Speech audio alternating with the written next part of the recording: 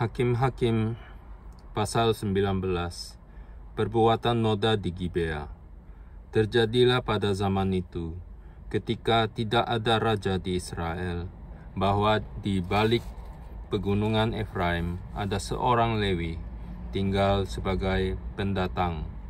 Ia mengambil seorang gundik dari Betlehem Yehuda, tetapi gundiknya itu berlaku serong terhadap dia dan pergi daripadanya ke rumah ayahnya di Betlehem Yehuda.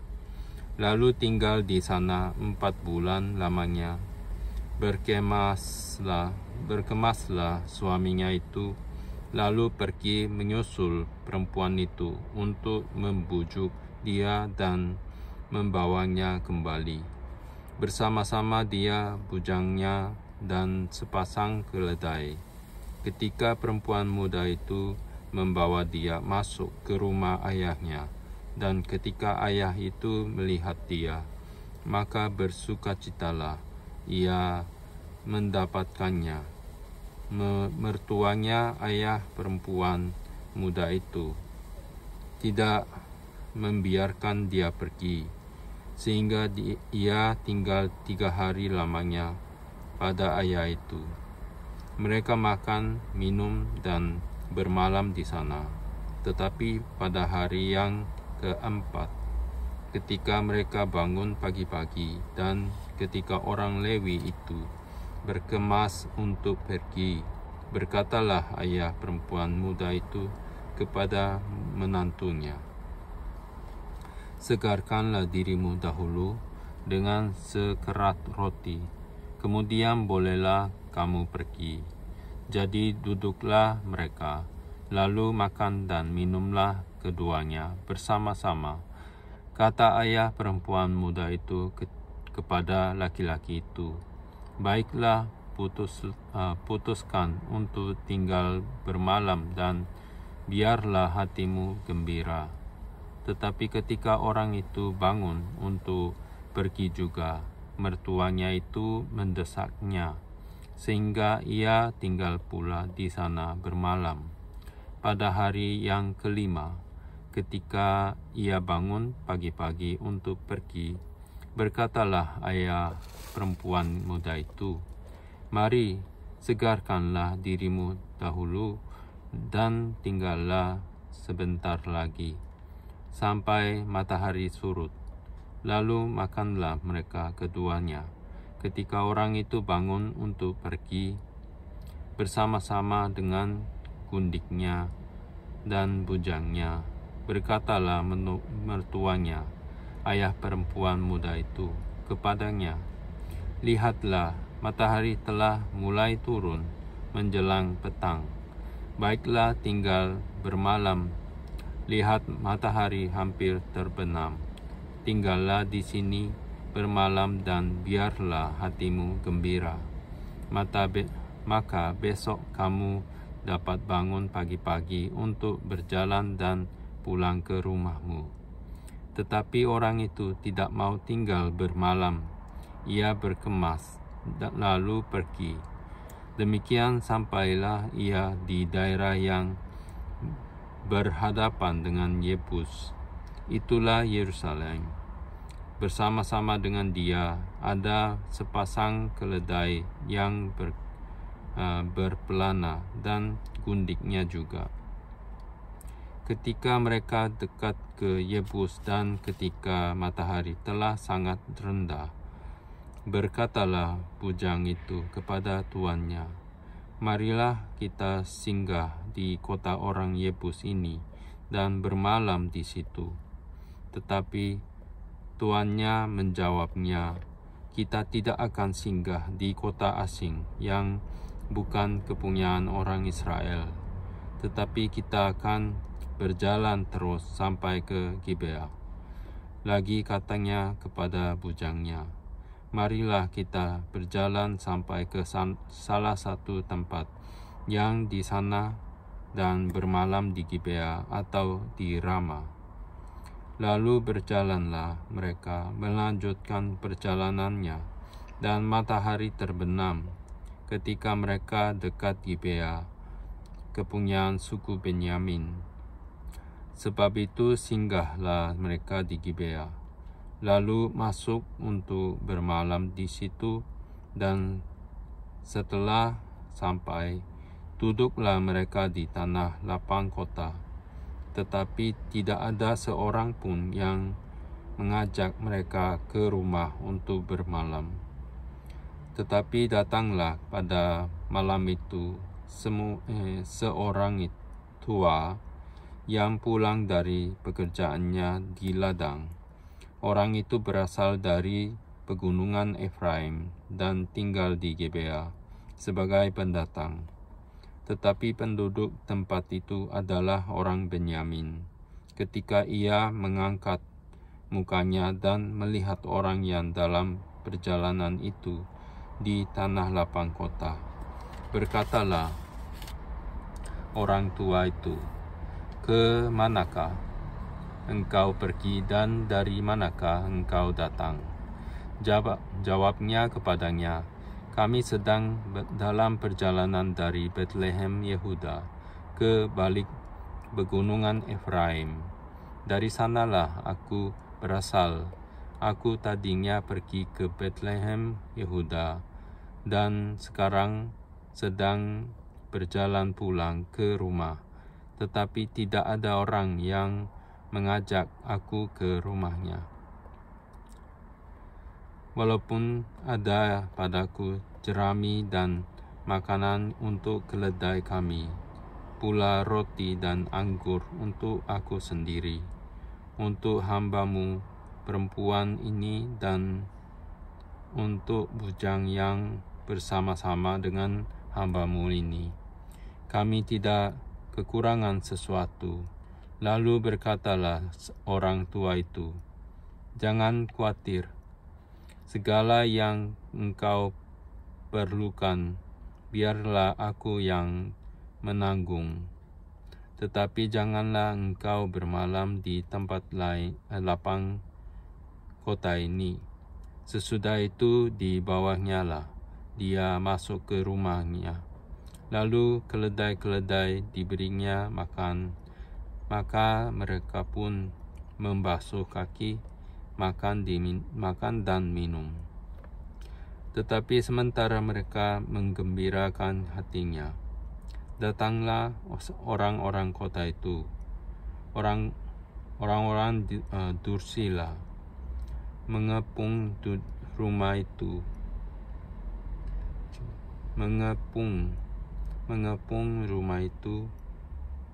Mereka menggedor-gedor pintu sambil berkata kepada orang tua pemilik rumah itu, "Bawalah keluar orang yang datang ke rumahmu itu, supaya kami pakai dia." Lalu keluarlah pemilik rumah itu menemui mereka dan berkata kepada mereka, "Tidak, saudara-saudaraku, janganlah kiranya berbuat jahat, karena orang ini telah masuk ke rumahku. Janganlah kamu berbuat noda. Tetapi ada anakku perempuan yang masih perawan, dan juga gundik orang itu, baiklah kubawa keduanya keluar. Perkosalah mereka dan perbuatlah dengan mereka apa yang kamu pandang baik. Tetapi terhadap orang ini, janganlah kamu berbuat noda."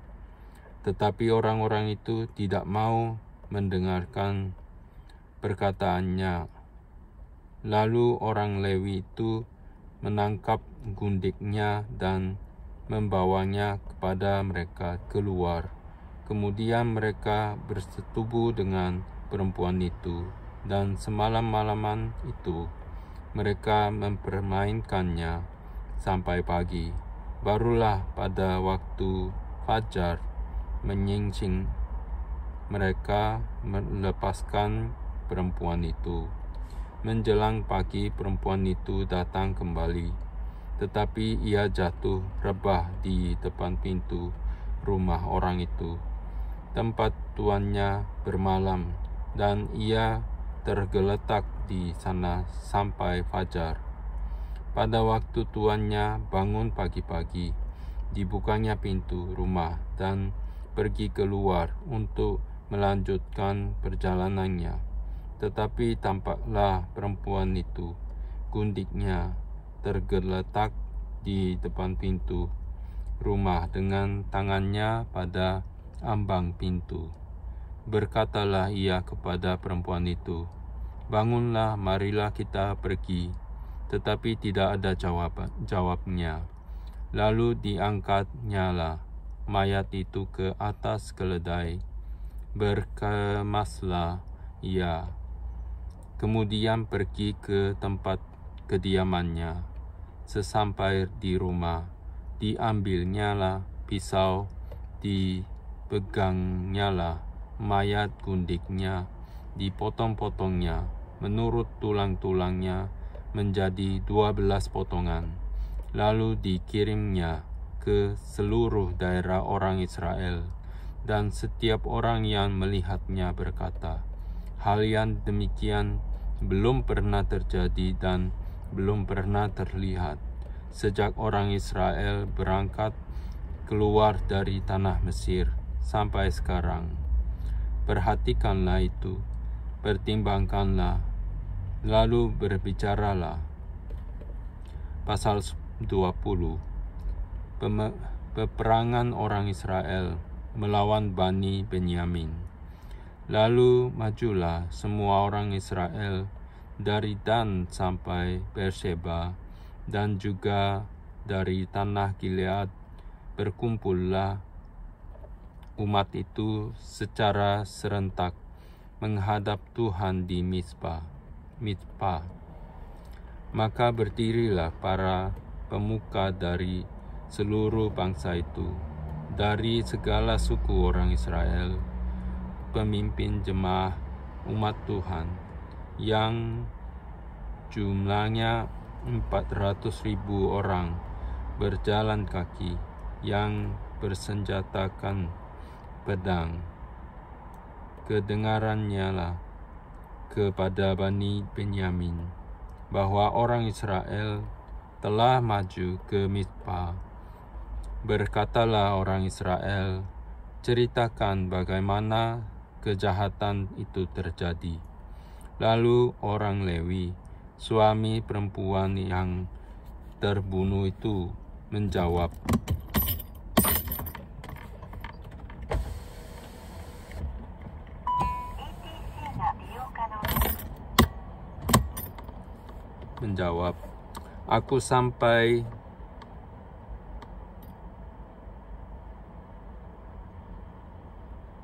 Aku sampai dengan gundikku di Gibea, kepunyaan suku Benyamin, untuk bermalam di sana."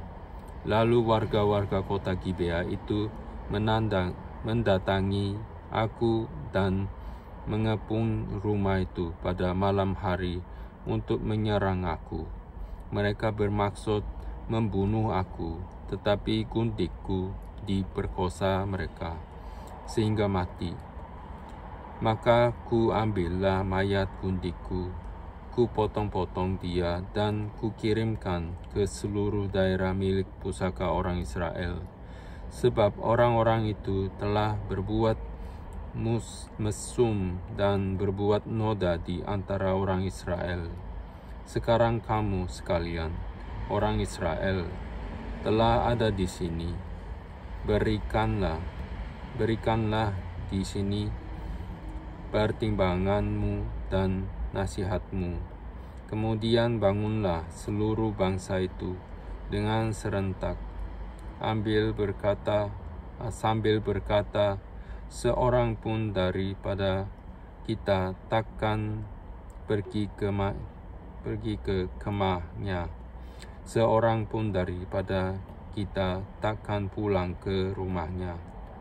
Inilah yang akan kita lakukan kepada Gibea, memeranginya dengan membuang undi. Kita akan memilih dari seluruh suku Israel 10 orang dari tiap-tiap 100, 100 orang dari tiap-tiap 1000, 1000 orang dari tiap-tiap 10.000 untuk mengambil bekal bagi laskar ini, supaya sesudah mereka datang dilakukan kepada Gibea Benyamin setimpal dengan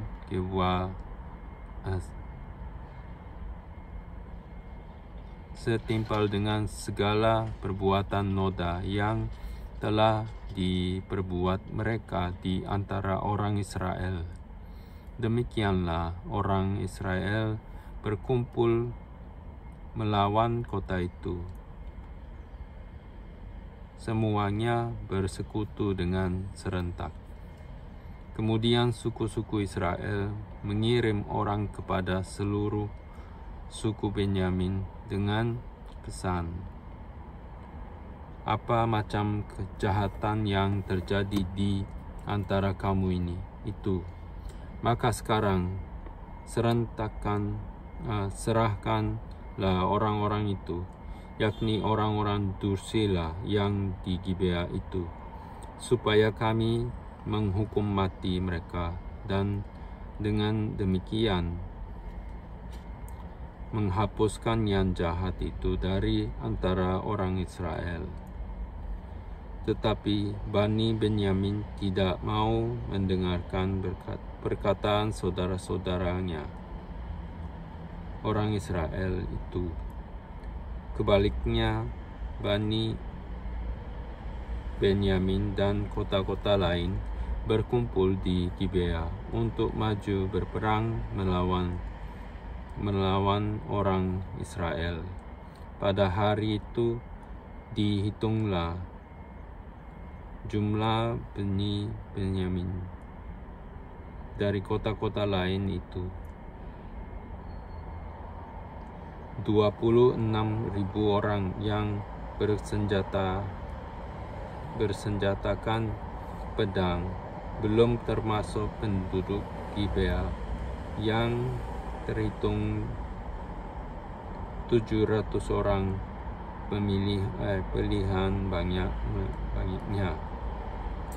Dari segala laskar ini ada 700 orang pilihan yang kidal, dan setiap orang dari mereka dapat mengumbang dengan tidak pernah meleset sampai sehelai rambut pun.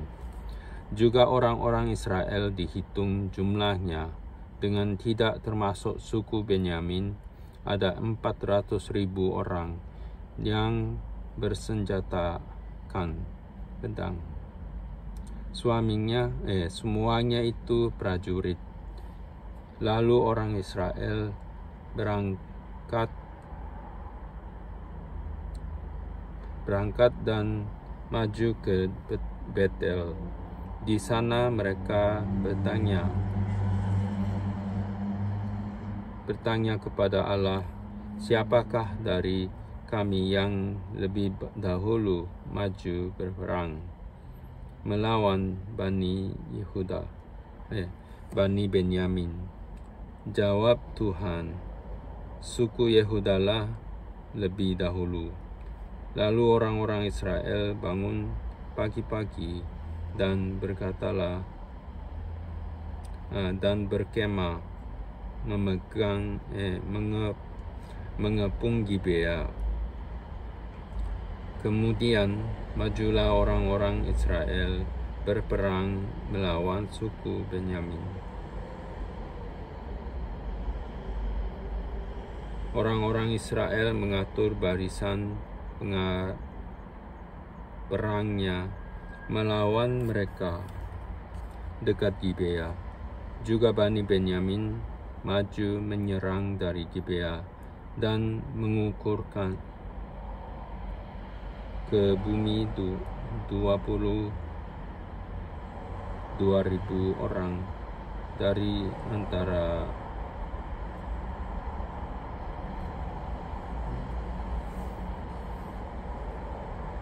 antara orang Israel pada hari itu. Tetapi laskar orang Israel mengumpulkan segenap kekuatannya lalu mengatur pula barisan perangnya.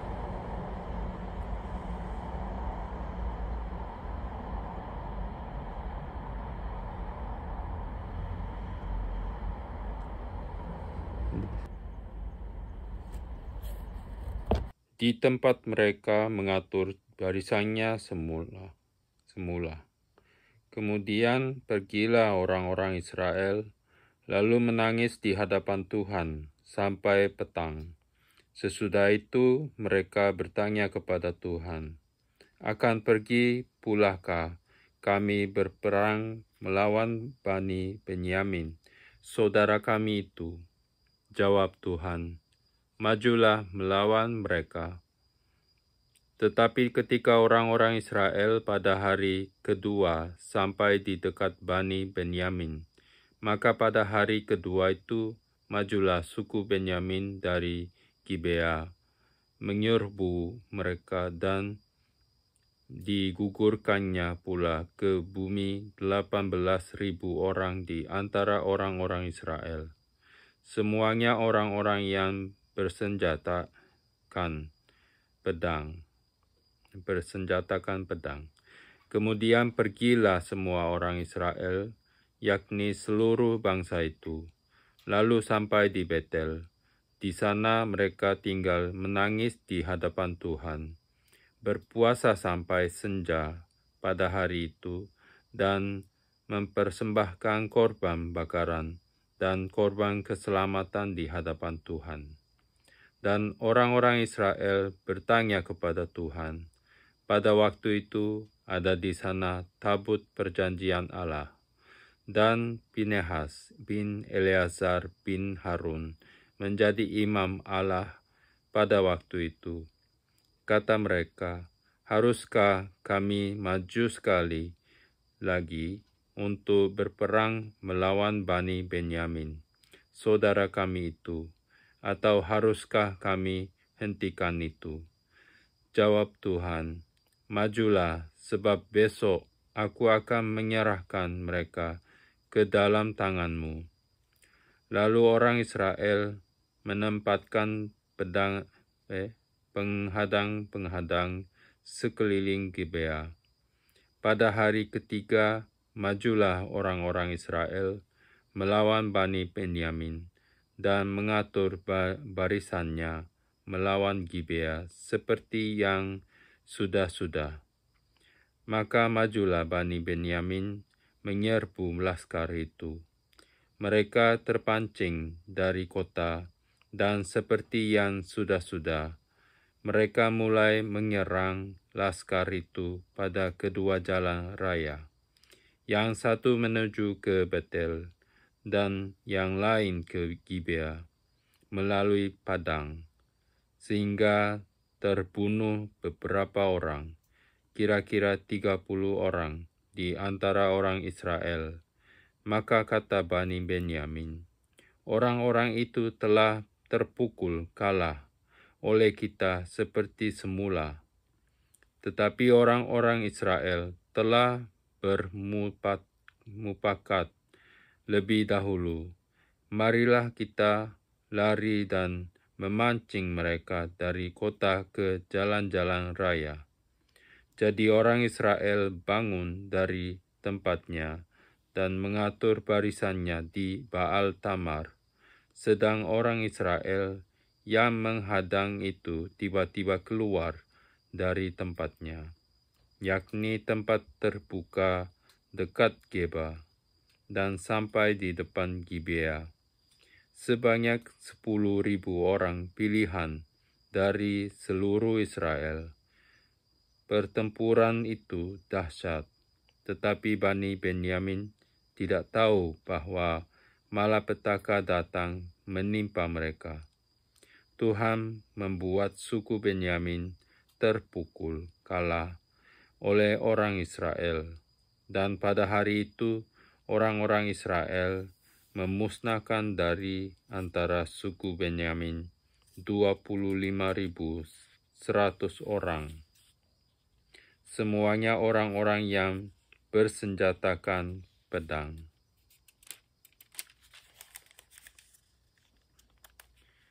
Bani Benyamin melihat bahwa mereka telah terpukul kalah, sementara orang-orang Israel agak mundur di depan suku Benyamin, sebab mereka mempercayai penghadang-penghadang yang ditempatkan mereka untuk menyerang Gibea. Maka segeralah penghadang-penghadang itu menyerbu Gibea. Mereka bergerak maju dan memukul seluruh kota itu dengan mata pedang. Tetapi orang-orang Israel telah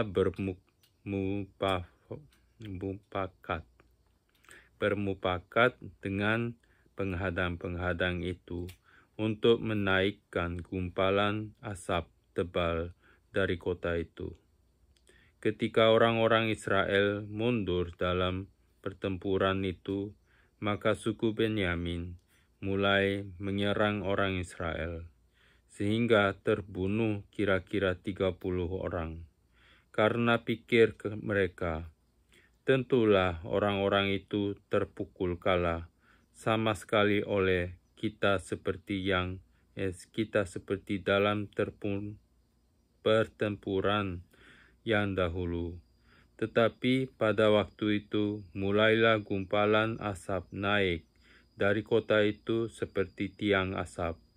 Suku Benyamin menoleh ke belakang, dan tampaklah kota itu seluruhnya terbakar. Apinya naik ke langit. Lagi pula orang-orang Israel maju lagi. Maka gemetarlah orang-orang Benyamin itu, sebab mereka melihat bahwa malapetaka datang menimpa mereka. Jadi larilah mereka dari depan orang-orang Israel itu ke arah padang gurun. Tetapi pertempuran itu tidak dapat dihindari mereka. Lalu orang-orang dari kota-kota menghabisi mereka di tengah-tengahnya. Mereka mengepung suku Benyamin itu, mengejarnya dengan tak henti-hentinya, dan melandahnya sampai di depan Gibea, di sebelah timur. Dari Bani Benyamin ada tewas 18.000 orang, semuanya orang-orang gagah perkasa. Yang lain berpaling lari ke padang gurun, ke bukit batu Rimon. Tetapi di jalan-jalan raya masih diadakan penyabitan susulan di antara mereka. 5.000 orang mereka diburu sampai ke Gideon dan dipukul mati 2.000 orang dari mereka. Maka yang tewas dari suku Benyamin pada hari itu seluruhnya berjumlah 25.000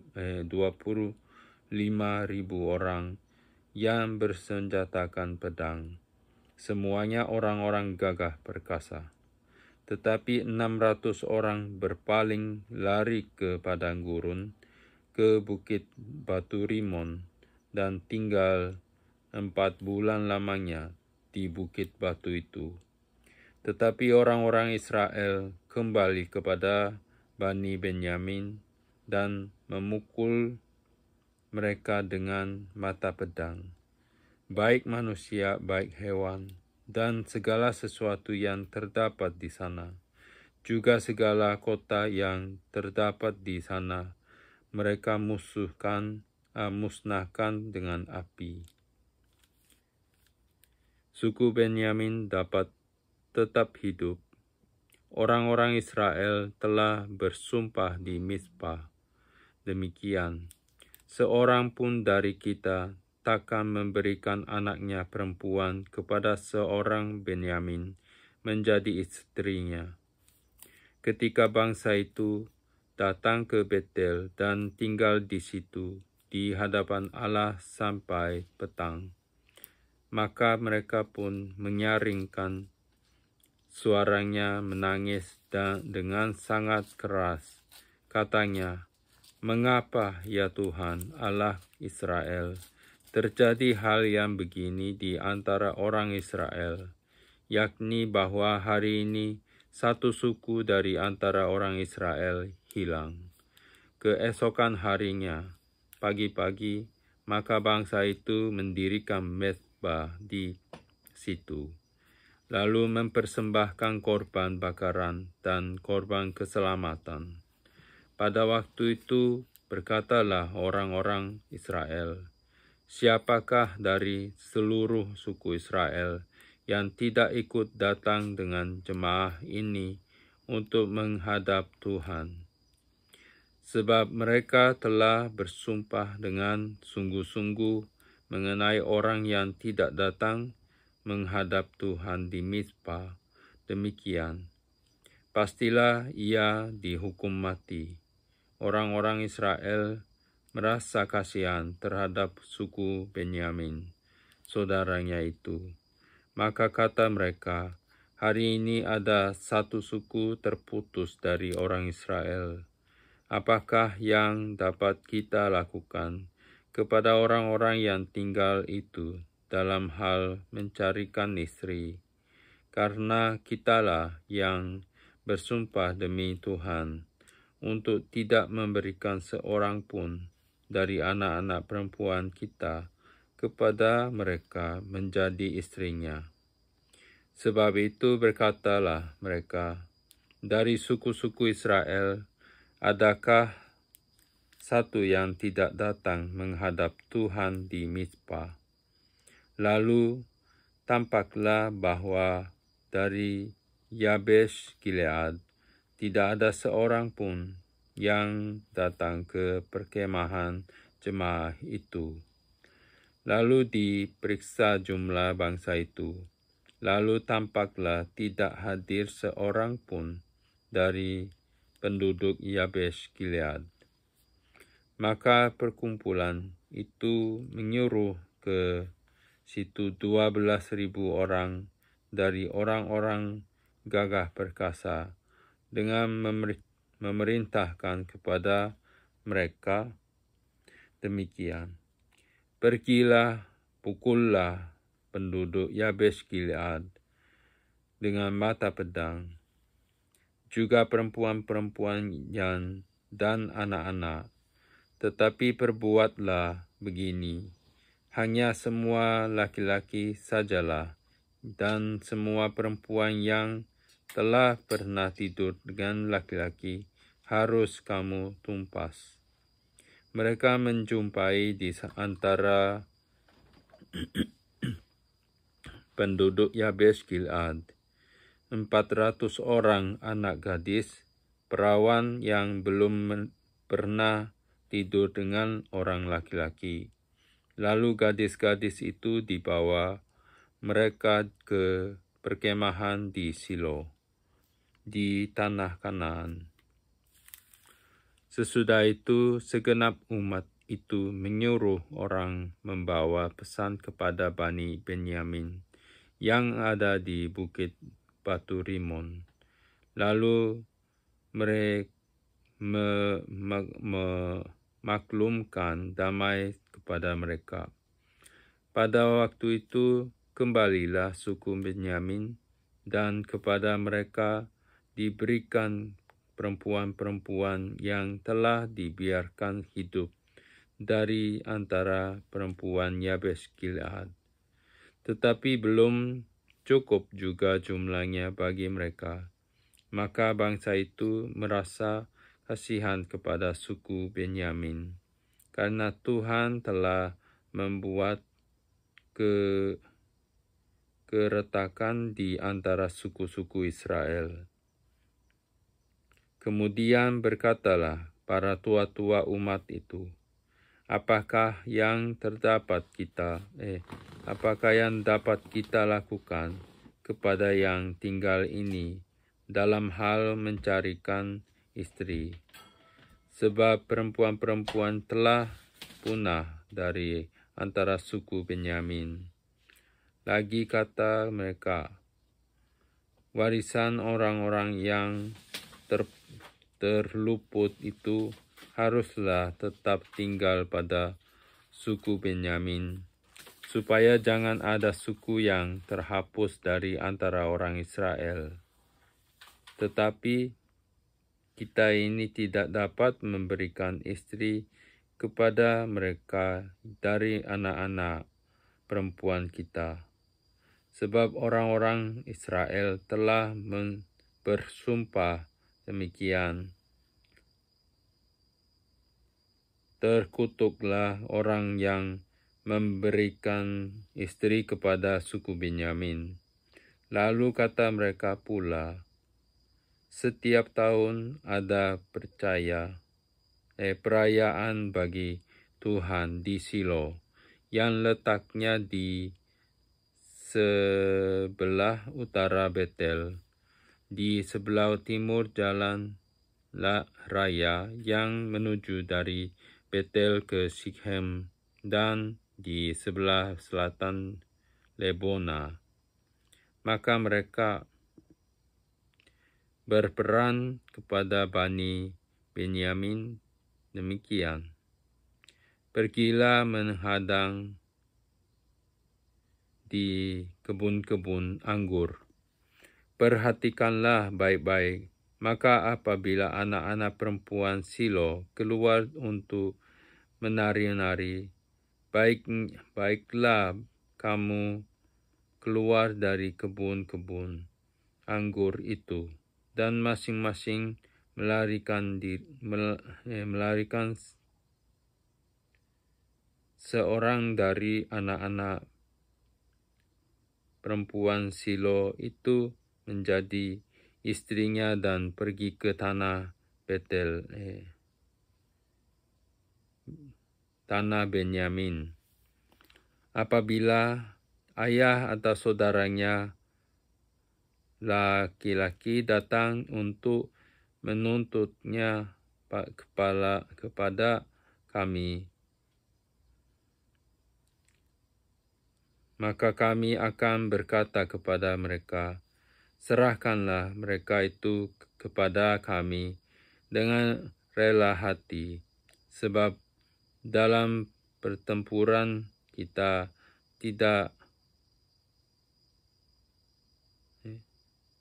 tidak dapat menangkap seorang perempuan untuk menjadi istri mereka masing-masing.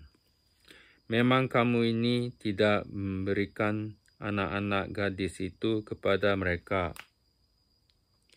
sebab seandainya demikian, kamu bersalah.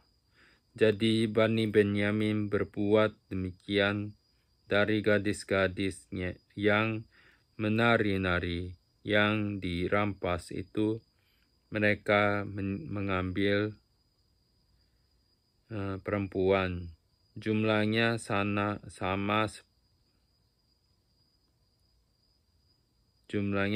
dengan jumlah mereka. Kemudian pulanglah mereka ke milik pusakanya, lalu membangun kota-kotanya kembali dengan diam di sana.